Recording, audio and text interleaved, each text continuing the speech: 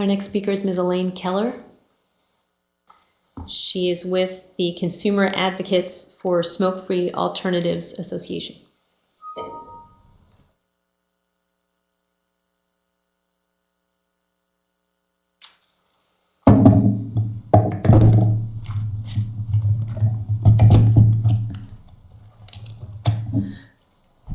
Good morning. My name is Elaine Keller, and I'm president of the Consumer Advocates for Smoke-Free Alternatives Association, which is a very long name, so we abbreviate it to CASA.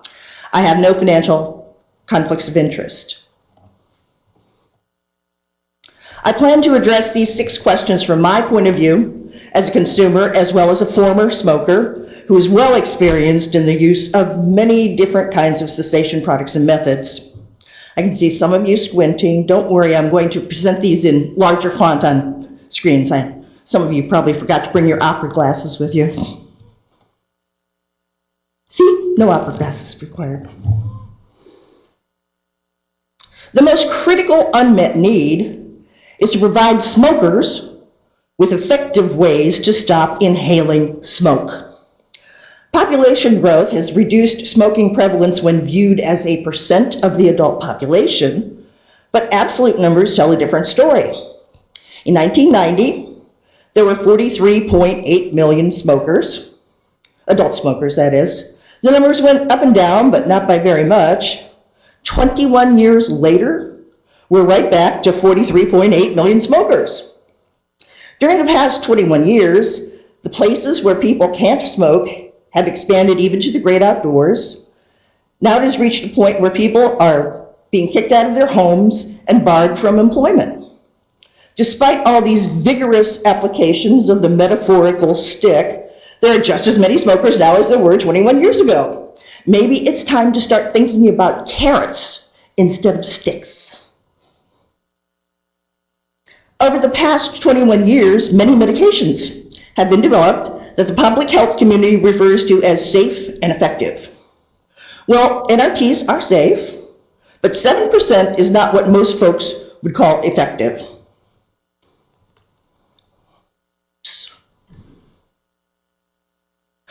Okay, a breakthrough therapy would be anything that helps more than 7% of its users to escape from smoking. In the absence of studies on long-term use of NRTs, as an earlier speaker pointed out, Dr. Neil Benowitz presented evidence on the safety of long-term use of snus, type of tobacco used in Sweden, and said if people are not going to be developing cancer or having heart attacks or strokes because of snus use, there's no reason why that wouldn't be the same for NRTs as well. There's no excuse for ignoring this very powerful evidence since it is based on population-level research.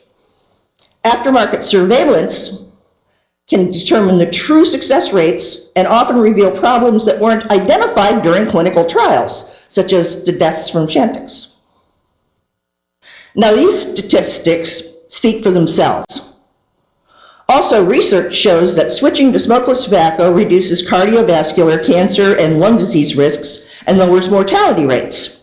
Now, if CEDAR can implement a fast-track process for previously unknown, unproven, innovative smoking cessation pharmaceutical products, the Center for Tobacco Products should be implementing a fast-track modified risk tobacco product approval process for the smokeless tobacco products that have a proven beneficial effect at the population level. Instead, the CTP has issued guidance for the MRTP approval process that will cost millions and take years. If cutting lung cancer mortality in half isn't considered modifying risk, I'd like to know what is. Research should not be forced to start at the most basic level on products that are proven to be less hazardous at the population level. How many lives will be lost before HHS tells smokers the truth? Excuse me a minute. Got a case of cotton mouth.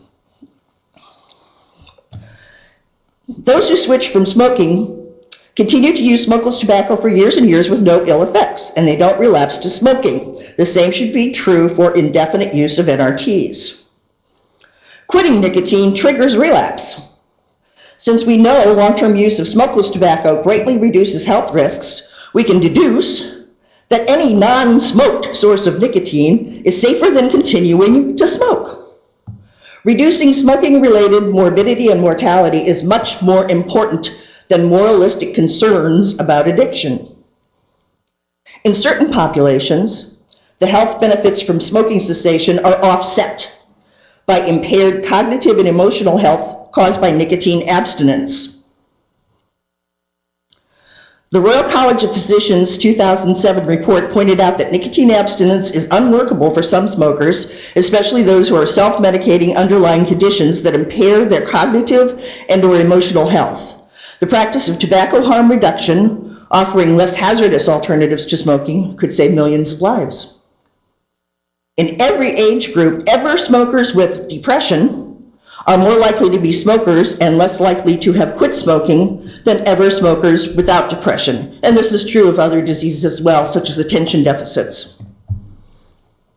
I can hear some of you thinking very loudly, if a smoker is depressed or has some other mental or cognitive illness, they should treat it with FDA-approved medications. But consider these facts. The FDA-approved medications don't work for everyone. Many smokers might not be able to afford these medications, especially if they don't have health insurance. Smokers who do have health insurance might lose it if they cannot afford the 50% premium surcharge permitted under Obamacare. If nicotine works to keep the smoker's cognitive and emotional problems under control, why not encourage a safer delivery mechanism? Let's talk about innovative products that reduce or eliminate smoking.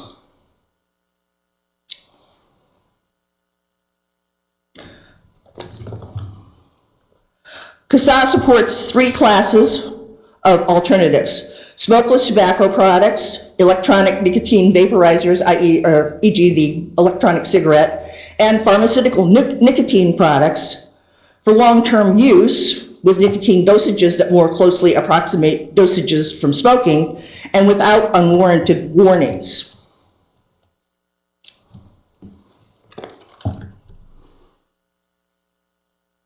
A meta-analysis found that when used as directed to wean down and off nicotine, cessation rates were 7% at 6 months and less than 2% at the 1-year mark. Long-term use of nicotine gum results in better smoking cessation rates or abstinence rates than weaning off nicotine. London colleagues looked at 7 studies that compared smoking quit rates of snus users to never users of snus. In every case, a higher percentage of snus users had quit smoking. Out of 8 population surveys, success rates for smokers who switched to electronic cigarettes were highest among participants in an online forum who used a variety of products and who received advice and support from more experienced users.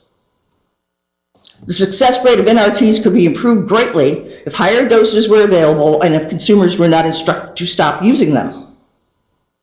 In effect, this page tells smokers nothing is any safer, so you might as well smoke. In my book, that constitutes the real health fraud. The government needs to stop encouraging people to stick with smoking. Why are consumers shut out of the regulatory process? The worst that can happen to any other stakeholder group pales in comparison with what consumers stand to lose: their health and their very lives. The public needs more accurate information about nicotine. HHS needs to stop misleading the public. Products that don't produce smoke are less harmful than smoking. It's reprehensible to continue promoting a lie that is a barrier to smokers improving their health and saving their lives. It's time to start educating smokers about the health benefits realized by switching to low-risk alternatives. This should not be about politics or profits. People's lives depend on a change in attitude, education, and product availability. Thank you. Thank you.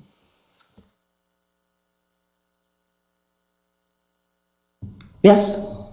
I just have, I was just curious of the source of the statistic about 62% of smokers earn less than $36,000 a year. I'm sorry, I can't hear you. I was just wondering what the source for the data that 62% of smokers earn less than $36,000 a year. It's on slide 14, I guess. 62% of smokers are what? earn less than 36,000. Oh. Yeah. Got it on the internet. They're not allowed to lie on the internet, right?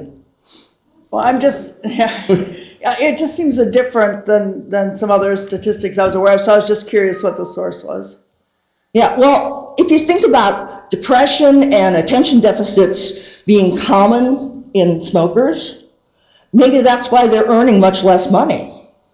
I'm just saying that statistic, it seems different than other statistics I've seen. It seemed a much higher percent than other statistics. So I was just curious of the source because I wanted to check it out. I'm not sure that I documented where I got that from. Thank you. Anything else? FDA does not control costs of the medications that are approved, but there's been a lot of conversation so far this morning about the cost of some of these products, both in your talk and in previous talks. Do you have a sense that if all of these, is there a threshold that you can imagine where cost could actually help people to stop smoking one way or the other? You mean if they lower the prices on some of the medications? Yeah. Couldn't hurt. You think? That's my sense of it. And I know that when NRTs first came out, they cost more than smoking. They cost about 3 times more than smoking. And it was like, I'm not sure I can afford this. because the states keep raising taxes on cigarettes. I mean, I just sort of wonder, we don't control this, but I'm just wondering. And another question I have is, I talk about the safety of these products, and lung cancer deaths certainly are higher in inhaled smoke tobacco products than in products that are not inhaled. I've seen data and read about the fact that pancreatic cancer is higher in people who use Swedish snus and maybe other kinds of snus. And pancreatic cancer is a cancer that seems to be increasing in rate in this country now. I don't know why, but I've read that it is. And so I'm wondering how you would, if we were going to go in those directions, how would you suggest that these products be labeled? Should we be informing people of other risks, such as pancreatic cancer, that have been shown to be associated with some of these other kinds of nicotine ingestion products? Well, I think you better take another look at that pancreatic cancer issue. The person who noticed that increase had done 2 studies.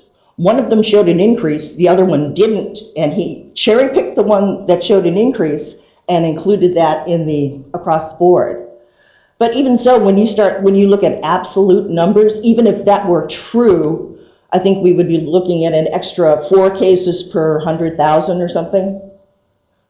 So I think what we need is more research to tie that down more precisely, and then try to give accurate information to the public. Thank you. Any others? Thank you very much.